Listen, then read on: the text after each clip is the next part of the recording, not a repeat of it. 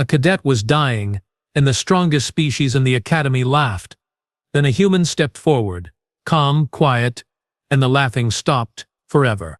My name is Instructor Rolf Venn, and I have been teaching combat operations at the Federation Military Academy for 17 standard cycles. 17 cycles of watching young soldiers from 100 different worlds try to prove they belong among the stars. 17 cycles of breaking down the arrogant and building up the capable. And in all that time I thought I had seen every variation of strength and weakness the galaxy had to offer. I was wrong. Let me paint you a picture of where this all happened. The Federation Military Academy sits on Sentinel Prime, a neutral world chosen specifically because its environment is hostile to absolutely everyone. Too hot for the Glacians, too cold for the Pyrenids, too much gravity for the Avics, not enough for the Calderans. Everyone suffers equally here. That is the point. The Academy believes that shared misery builds character, and to be honest, they are not entirely incorrect about that. The combat simulation chambers are where cadets either prove themselves or wash out crying for their birth worlds. These chambers can replicate any battlefield environment in known space. Toxic atmospheres, zero-gravity ship boarding scenarios, high-pressure underwater combat, you name it. The safety protocols are supposed to be foolproof. Supposed to be. But when you are pushing equipment to simulate 70 different species worth of environmental extremes, well, sometimes things malfunction. Rarely, but sometimes. Now, here is something they do not put in the recruitment hollows. The Academy has an unofficial hierarchy, a social structure built entirely on perceived weakness. The Krellians, with their armor plating and 4 arms, they sit at the top. The Centauri Huntresses, with their venom and speed, right below them. Then you have your mid-tier species, the ones with some advantages but also clear vulnerabilities. At the bottom, you get the support species, the ones who end up as engineers or medical staff or logistics coordinators, the ones who get mocked in the training yards and laughed at in the meal halls. This hierarchy is not official policy. The Academy would deny it exists, but every instructor knows it is there, and most of us see it as natural selection playing out. The weak learn their place. The strong learn to lead. That is how military structure works across the galaxy. Or so I believed. Then the humans arrived, and everything I thought I understood about strength turned out to be catastrophically incomplete. Cadet Vec was a Thorian, which meant he stood nearly 8 feet tall and had muscle density that would make a cargo loader jealous. His people came from a high-gravity world where everything grew thick and sturdy. Thorians could punch through steel plating if they got a proper wind-up, and their bone structure could withstand impacts that would pulverize most other species into paste. But, and this is a critical but, Thorians were slow. Not stupid slow, physically slow. Their nervous systems simply did not fire as quickly as other species. In a straight fight where you had time to line up your strike, a Thorian was terrifying. In a fast-paced combat scenario with multiple threats coming from different angles, well, that was where Vec struggled. I watched him in the simulation chambers day after day, trying so hard to compensate for what his biology would not let him do. He would study the scenarios for hours, memorizing likely threat patterns, attempting to pre-position himself for attacks he anticipated. Sometimes it worked, more often it did not. And every time he failed, every time he took a simulated hit that would have killed him in real combat, the other cadets noticed. Zorth noticed most of all. Zorth was a Krellian, and like most Krellians, he was an arrogant piece of work. 4 arms meant 4 weapons in close quarters. Natural armor plating meant small arms fire barely slowed him down. Quick reflexes and a pack mentality meant Krellians worked together like a single organism in combat. Zorth led a group of 5 other Krellian cadets, and they moved through the academy like they owned it, because in many ways they did. They called Vec target practice and moving obstacle and several other terms I will not repeat here. They would trip him in the corridors. They would take his gear and hide it before inspections. During joint training exercises they would deliberately put him in positions where he was guaranteed to fail, then laugh when he did exactly that. Vec never complained, never reported them. He just kept trying harder, kept pushing himself, kept believing that if he could just improve enough, the mockery would stop. That stubborn determination was admirable, truly, but it also made him the perfect victim for cadets who enjoyed cruelty. The humans arrived on a transport from their homeworld, Earth, on a morning that started like any other. There were 12 of them in total. The first wave of human cadets approved for Federation military service. Their species had only joined the Federation 3 standard cycles earlier, and there had been significant debate about whether they were even physically capable of military operations. I was in the landing bay when they disembarked, doing my usual assessment of new arrivals. You learn to read a species' potential quickly in this job. Posture, movement patterns, reaction times, threat awareness. Within 30 seconds of watching a cadet walk down a ramp, I can usually predict where they will graduate or wash out. The humans looked, and I am being completely honest here, pathetic. No natural armor, no claws, no venom glands, no redundant organs. Their bone density was apparently so low that falling wrong could break their limbs. They had no prehensile tail for balance, no extrasensory organs, no ability to see in infrared or ultraviolet. They were just soft, fragile. One of them was particularly small, maybe 5.5 feet tall, with dark hair pulled back in a severe knot and brown eyes that seemed too large for her face. Her name was Maya Torres, and when I read her file, I nearly laughed. Qualified in emergency medical procedures, advanced hand-to-hand combat training, psychological operations specialist. It read like someone had taken 3 different career paths and smashed them together randomly. What kind of species trained their soldiers to be medics and interrogators and fighters all at once? It seemed inefficient, unfocused. The other cadets certainly thought so. I heard the whispers start immediately. Prey species. Death world inhabitants who somehow survived despite having no natural defenses. Probably got lucky that nothing bigger noticed them. The Krellians were particularly amused. Zorth made a comment about humans being suitable for clerical work, maybe food service, and his pack found that hilarious. Maya Torres heard every word. I watched her eyes track to Zorth, hold for exactly 2 seconds, then move on. No anger, no fear, no reaction at all. She just filed the information away somewhere behind those 2 large eyes and kept walking. During the orientation briefings, she sat in the back and said nothing. She did not ask questions. She did not introduce herself to other cadets. She just watched and listened, and I got the strangest feeling that she was memorizing everything, cataloging every face, every voice, every potential threat in the room. It made me uncomfortable in a way I could not quite explain. The incident happened during week 3 of basic combat integration training.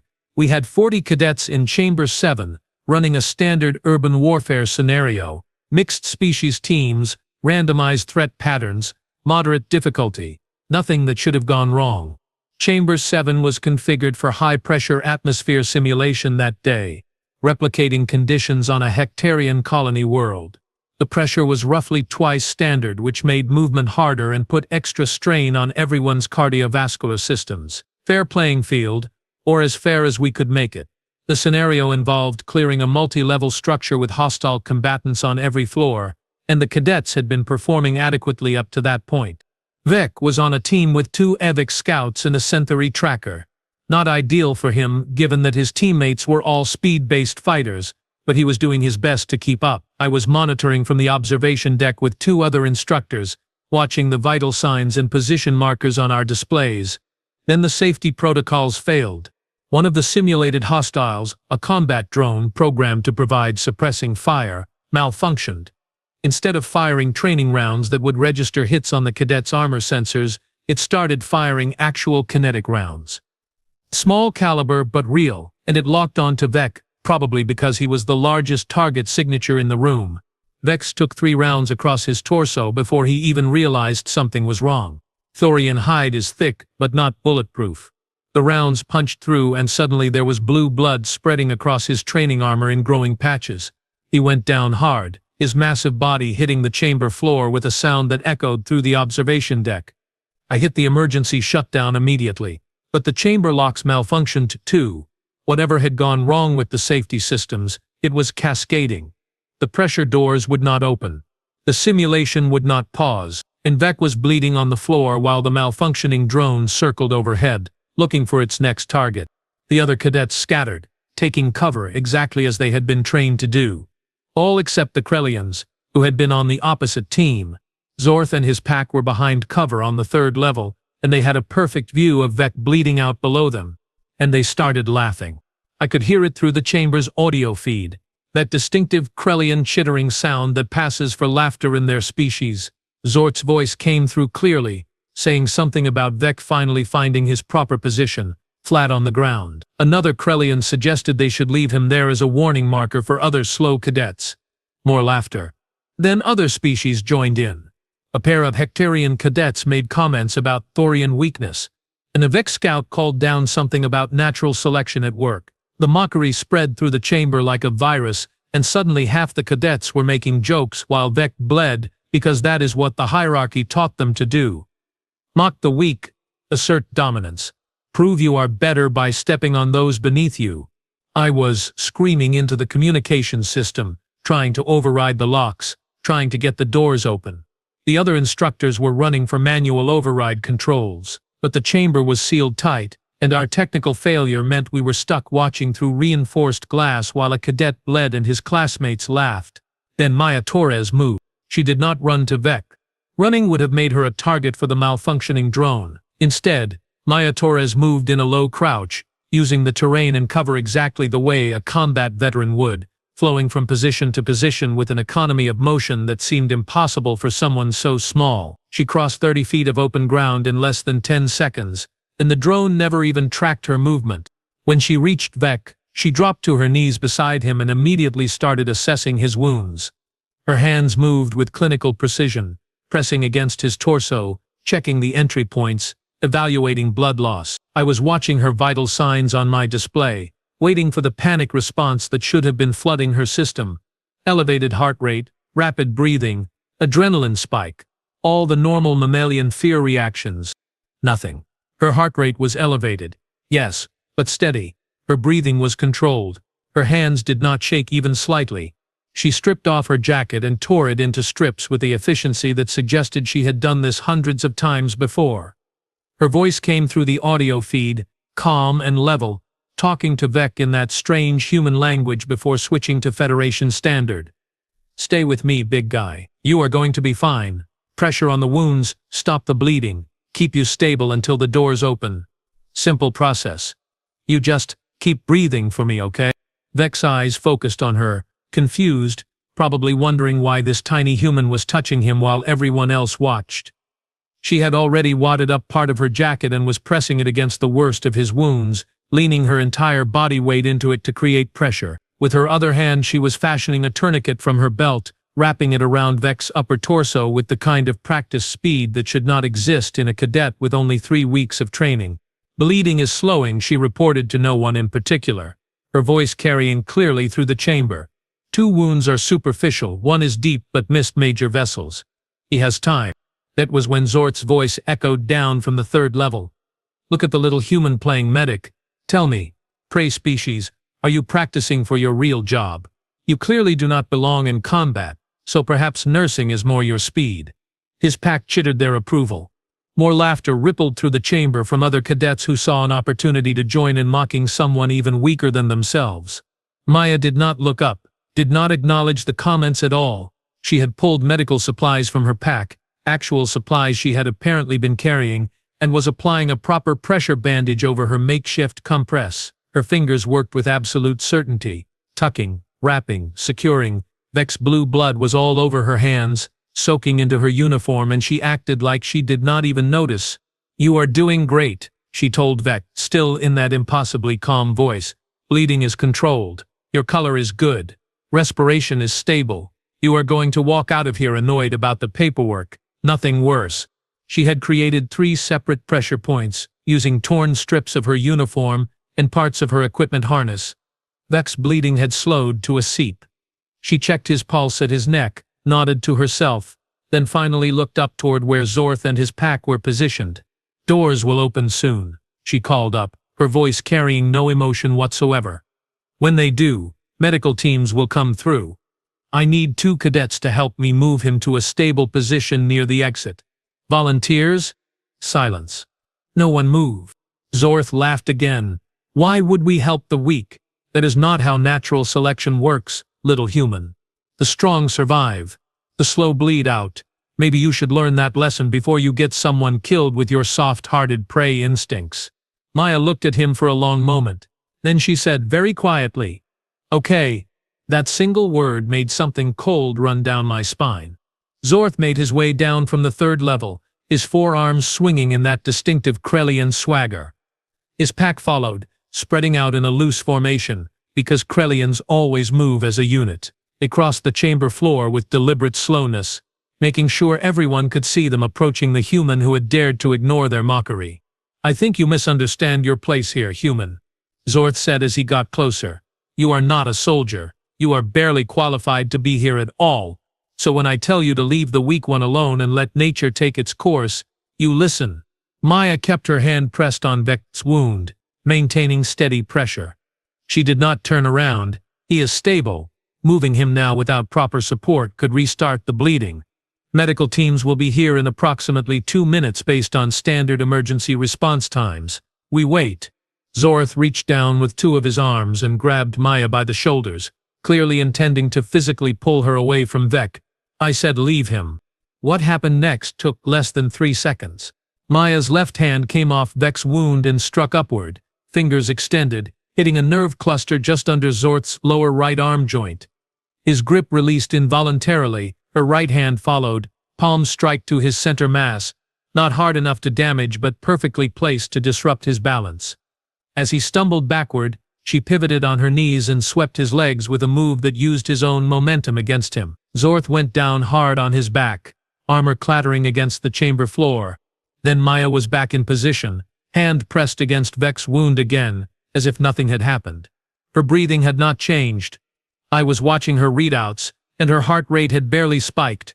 "Pressure maintained," she said calmly, talking to Vec. "You are still stable. Just a minor interruption." Zorth scrambled to his feet, all forearms flexing, his armor plates flaring in a threat display. "You dare put your hands on me, prey species?" Maya finally looked at him directly. Her voice dropped to something flat and cold, completely devoid of the warmth she had been using with Vec. "Back away. Final warning." The other 4 Krellians were moving now, spreading out to flank her. Because a Krellian pack always overwhelms through numbers and coordination, they thought they were hunting. They thought they had cornered something weak and frightened. I could see it in their posture, in the way they moved with absolute confidence. "You cannot stop all of us, human," Zorth said. 4 arms beats 2 every time. "Math is simple. Last chance," Maya said. Her hand was still on Vec's wound, still maintaining pressure, but her body had shifted slightly, weight redistributing in a way I recognized from combat footage. "Walk away."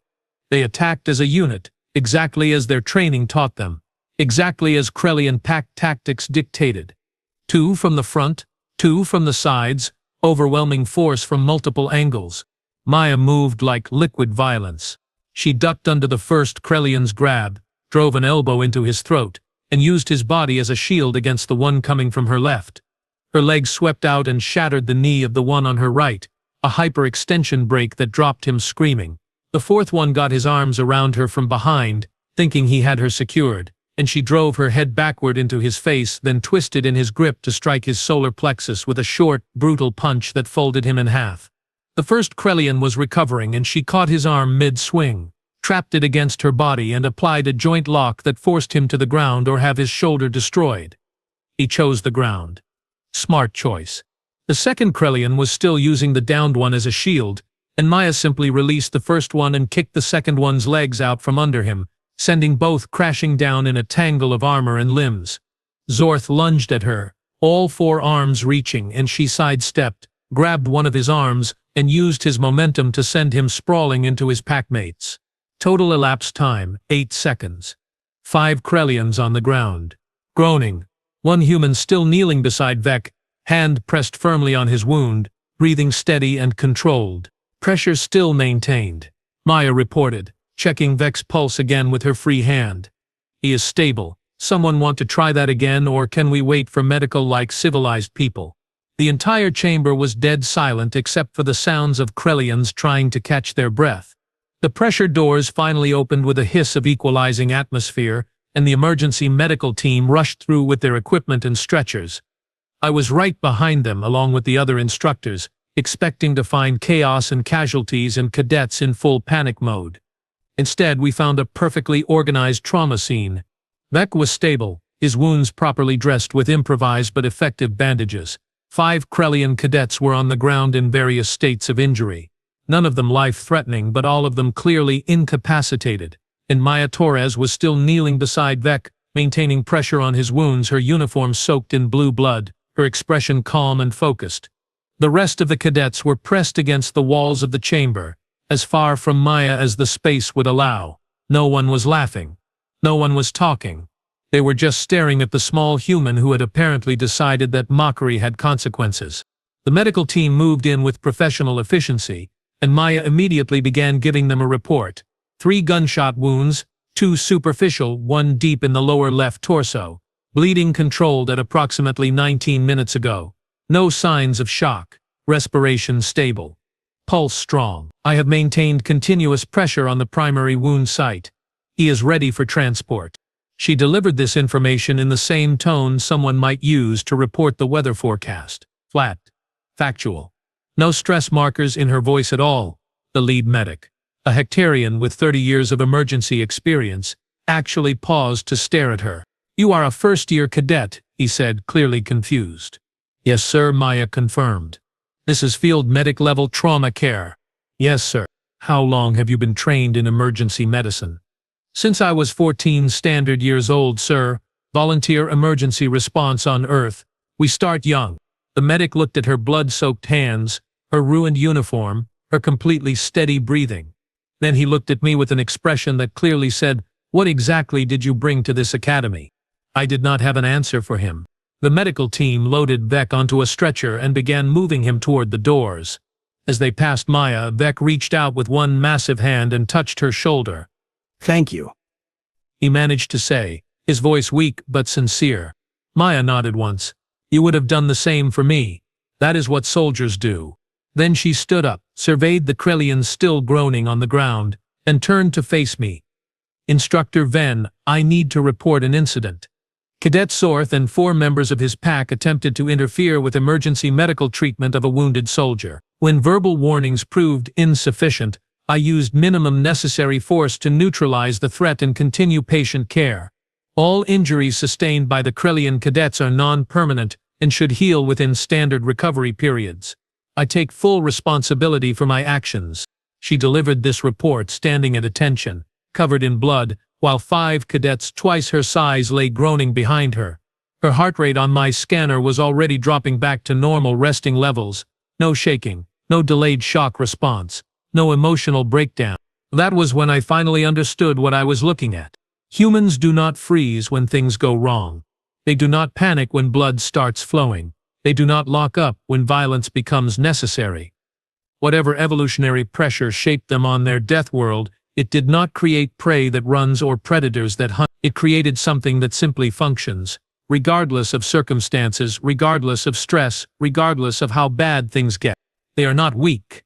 They are not fragile. They are catastrophically, terrifyingly competent when everything goes to hell. The laughter had died in that chamber, and looking at the faces of the other cadets, I knew it would not be coming back anytime soon. They had learned something today that I was still trying to process. Never, ever assume that soft means weak. Vec spent 4 days in the medical center and made a full recovery. The Krellians spent 2 days there for various joint injuries, tissue damage, and what the medical reports delicately referred to as severe bruising to ego and status. On the 3rd day, I saw Maya Torres walking into the medical center carrying a datapad and what looked like Thorian meditation stones, the kind that help with pain management in their culture. She sat with Vec for 2 hours, talking quietly, helping him catch up on the coursework he had missed. When she left, Vec was sitting up straighter, and there was something different in his eyes. Purpose, maybe. Or hope, the kind of thing that happens when someone realizes they are not alone anymore. I spent those same 3 days doing research, because I needed to understand what I had witnessed. I pulled up everything the Federation had on human history, human culture, human military doctrine, and the more I read, the more horrified I became. Humans have been fighting wars for their entire recorded history. Thousands of years of continuous conflict, sometimes against each other, sometimes against their own environment, sometimes against threats we could barely comprehend. But here is the thing that made my blood run cold. They did not separate their combat roles the way every other species does.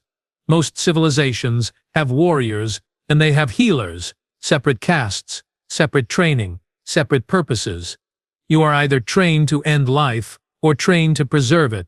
The skill sets do not overlap because the mindsets are fundamentally incompatible. Humans do not work that way. Human soldiers are trained in emergency trauma care as a basic skill. Human medics are trained in combat operations as a basic skill. They have a saying, something about every soldier being a rifleman first, regardless of specialty. They teach their warriors to save lives and their healers to take them, and they see no contradiction in this because on their death world, you need both skills to survive. Maya Torres was not an anomaly. She was not some specially gifted individual. She was standard. Every human in that cadet class had the same dual training, the same ability to switch between caring and killing without hesitation, without moral crisis, without psychological breakdown. They had been doing it for so long that it was just normal to them.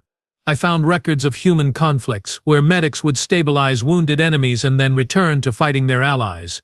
Wars where field hospitals were set up within rifle range of active combat. Situations where humans would perform surgery under fire, or fight their way through enemy lines to reach wounded soldiers, or carry injured comrades for miles through hostile territory.